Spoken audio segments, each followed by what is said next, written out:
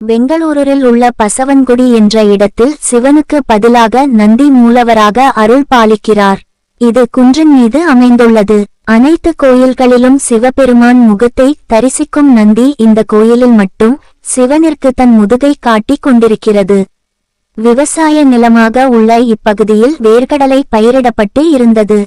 ஒரு நாள் ஒரு மாடு அந்த கடலைச் செடிகளை சேதப்படுத்தியது. அங்கிருந்த விவசாயிகள் உடனே ஒரு தடி எடுத்து அடித்தனர். அங்கேயே காலை மடக்கி உட்கார்ந்த மாடு கல்லாகிவிட்டது.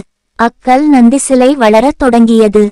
அதை பார்த்த விவசாயிகள் அச்சம் அடைந்து சிவபெருமானை வேண்டினர்.